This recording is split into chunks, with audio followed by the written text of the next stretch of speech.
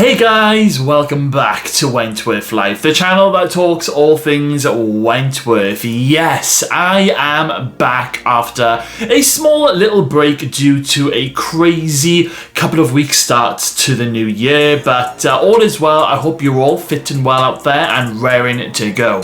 Now, the latest video that I did was a review on Wentworth Season 4, Episode 7. So, today I am here to review Episode 8, titled Plan B, and this is a big episode. So at the end of the last episode, Joan offered to kill Bea Smith because Bea was gonna be a secret little character reference against Joan at her trial. Now, Joan had basically been planting seeds to CRAIGz, making it look like that, you know, killing Bea would be the better option for CRAIGz and the Red Right Hand going forward. Let's not forget that Bea and Ali, they also kissed for the very first time at the end of the last episode, but bloody Joan Ferguson was listening behind a wall. And I was also saying in my previous episode review that Joan, she seemed to be getting everything her own way for the moment. Most of this episode is about Joan planning to kill Bea, but just how is Joan going to do this? Well, Joan ends up going to see Tina Mercado and ends up ordering some roofies from her. Now, anyone who doesn't know what roofies are, they're pretty much what we would call a date rape drug, a medicine that will literally knock you out and make you powerless to say someone who was going to attack you. But with Joan being the crazy bitch that she is, she ends up doing this little science experiment in her cell. She wants to know just how long it's going to take for the effects of the roofies to kick in. So Joan, she decides to take some herself and sets a little timer on her watch, and as time goes on, Joan gets a little bit more spaced out and she's about to literally be paralyzed. And you know, when she is paralyzed, she stops the timer on her watch, and now she knows just how long it's going to take for the roofies to kick in. Obviously, Joan is going to drug Bea and do something very, very nasty to her. Now, I can remember thinking at the time, why doesn't Joan just, you know, attack Bea, maybe like try and fight her or stab her from behind? But then I always remembered Joan, she hadn't been sent to trial at this stage of the show yet. She was claiming she was innocent, so she had to try and make Beas death look like an accident or self-inflicted. Now, CRAIGz, she didn't seem keen at all about Joan killing Bea.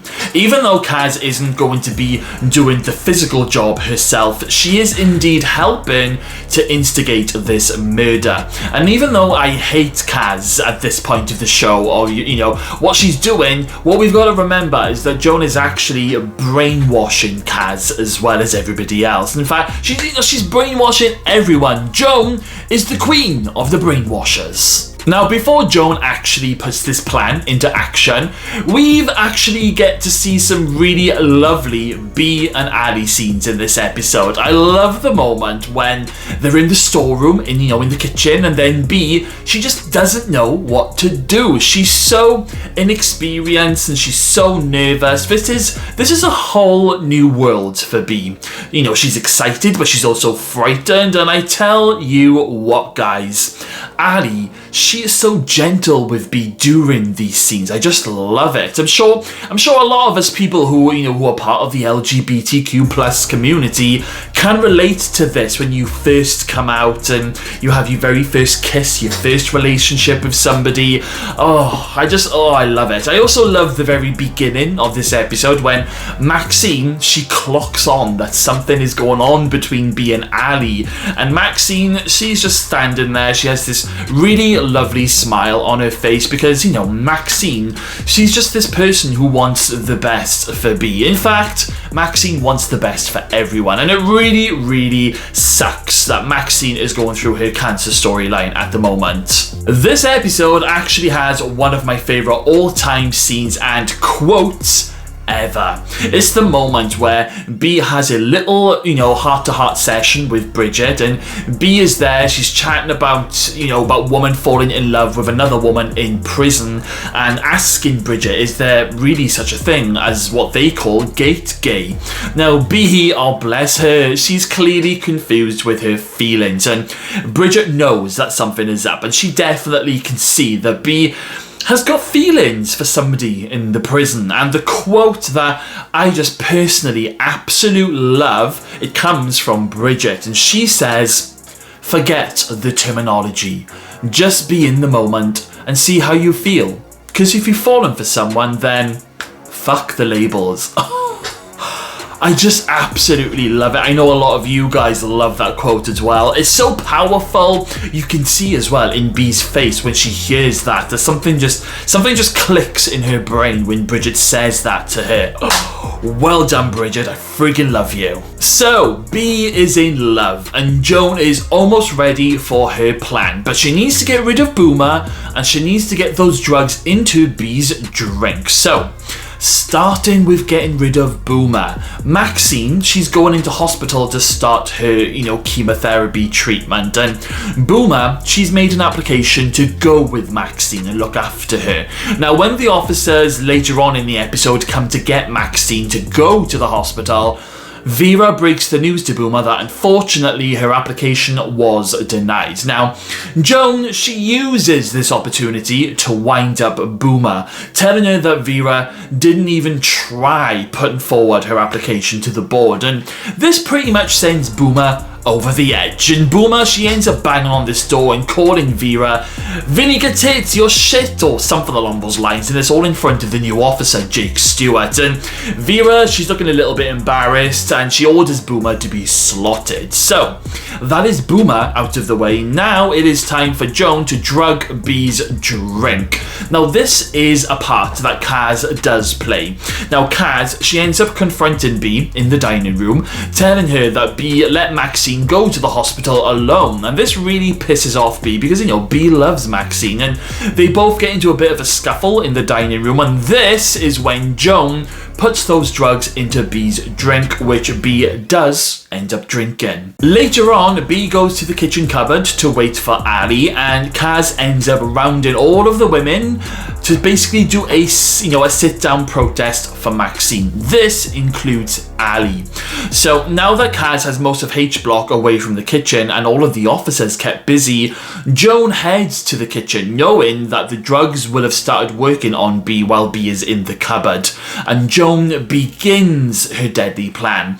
Now, this part of the episode always, I don't know, it makes me feel a little bit uneasy because Bea, she is totally helpless when Joan walks into the cupboard. I mean, Bea, she tries to lash out at Joan, but it's useless. Joan ends up grabbing her, and she's almost hugging and cradling Bea in her arms, and Joan's telling her what she's going to do to her, and it's just terrifying. Imagine being drugged up to the eyeballs in the arms of a psychopath, and you are aware of your surroundings, but there's nothing that you can do apart from listen to the psychopath telling you the whole story of what they are about to do to you. That is truly nightmare fuel, and the more I think about it, the more that I start to realise that this is definitely one of Joan's darkest moments of the show. The last 10 minutes of this episode is just insanely intense. We watch Joan's every step of what she's doing with Bea, while the rest of the women, they're in a different part of the prison causing mayhem and keeping the officers busy. It seems like that there's just no hope for Bea at this stage. However, there is some light. When the solicitor guy who is trying to get Joan convicted, he turns up at the prison to give Bea a voice recording. It's a voice recording of the person who telephoned the police on Kaz Proctor in the last season. Now Will, he ends up listening to this recording, and he automatically takes it to Kaz. Meanwhile, Joan, oh god, she's dunked Bea's head into the sink filled with water, and I tell you what, that scene where Bea is face down, it literally feels like it lasts forever. You unconsciously hold your breath while Bea is under. It's horrible to watch, but then Kaz and her crew, they come running, and Kaz, she ends up attacking Joan while Ali and the girls try to resuscitate Bea and press the panic alarm. Oh my god, this scene is just absolutely flipping crazy. Joan is a very strong woman, but Kaz, she really gives it to Joan, and I love it. At one point, Kaz tries to dunk Joan's head into a pan of hot oil. Imagine if Kaz had managed to get Joan's face in there. Oh my goodness. As it stands though, Joan pulls back and her hand slips into the hot oil, and her hand starts to bubble and burn. Oh, it's gross, and she lets out this horrific scream. Will and officers arrive on the scene. Now, Will goes over to try and help Bea. Another officer grabs Kaz. It's absolute mayhem in there, and we are left with this horrible bird's eye view of Joan on the ground on one side of the kitchen and Bea on the ground on the other side, and Bea is looking like that she is pretty much gone. Her eyes are wide open. Oh my god, I can always remember thinking, oh my goodness, Bea is really dead. This is the death of Bea Smith. I can't believe it. I can't believe we gotta wait until next week to find out what happens. Oh god. Wentworth has a lot of unbelievable, crazy moments that happen on screen. This is definitely one of them. It's just so shocking the way everything just explodes in those final few moments. So that's how the episode ends, but I just have to mention Jake Stewart because, well, we get to see his naked bum in the staff room. I do love how Jake is still indirectly trying to like sort of seduce Will. He's like putting out a little bit of candy, seeing if Will's gonna bite it. It's so funny. I mean, I don't blame Jake at all. Will is a very handsome man. And over to Sonia Stevens, who is trying to adapt to prison life while Liz is trying to be Sonia's new best friend because, you know, Liz is, of course, witness X. So this is part of the story that gets going slowly in this episode, but I do find Sonia just so fascinating to watch on screen. So, what an amazing episode review to return on. This is a massive episode of Season 4, probably the biggest one of Season 4 so far. Now, my favourite moment has to be seeing Jake Stewart in the bath. I'm only human. My least favourite moment has to be Joan trying to kill Bea.